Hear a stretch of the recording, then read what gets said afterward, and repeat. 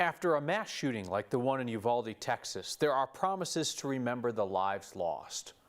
Well, how about the lives that are left? The surviving family members, friends, neighbors, the lives forever changed. Here's Noel Brennan. I'm glad I'm here. I think it's important to remember and to listen to these kids' stories. No connection to a name is needed.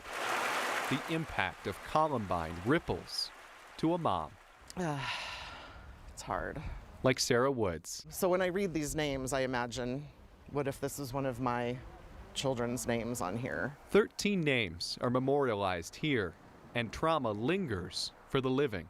You just cannot imagine the extent of the emotional damage and the ripples that go out and out and out. Hollye Dexter advocates for survivors of gun violence.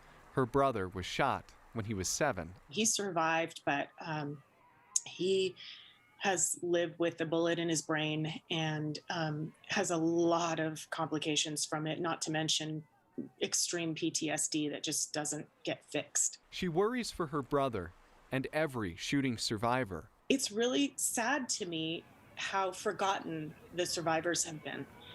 They're still living the nightmare of it every day, and there's so little support for them. Support the community of Uvalde, Texas will need. Every child in that school is going to have PTSD for the rest of their lives. Their childhood was taken from them in that moment. Hollye thinks about the kids, the parents, the police, the EMTs who responded. The trauma that leaves on everybody involved. There are a lot of victim services that are available in the immediate aftermath of a crime or a shooting, but there's nothing that goes on a long-term basis the way it does, like for veterans of war. The impact of lives stolen ripples on and on. Their lives don't move on.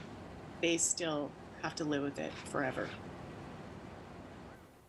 Hollye Dexter wants us all to think more about the people who are left behind after shootings. She says that journalists can do better too by continuing to tell stories about survivors after the initial headlines become history. Kyle, understandably, there's so much focus and coverage in the immediate aftermath of shootings, but the trauma lingers for a lifetime. And I think we might also broaden the definition of who is a survivor. I mean, hearing her talk about how all those kids in that school in Uvalde are going to have PTSD for life, I think about our coverage of the Aurora Theater shooting, and 10 years on, we can name all the people who lost their lives. We could probably name a few other people who were injured and who have survived, who we kept in touch with over the years. I personally couldn't name somebody who was in that theater but was not physically injured that day, but they are survivors.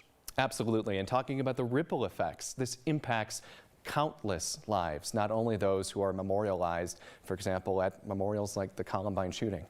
Noel, thank you.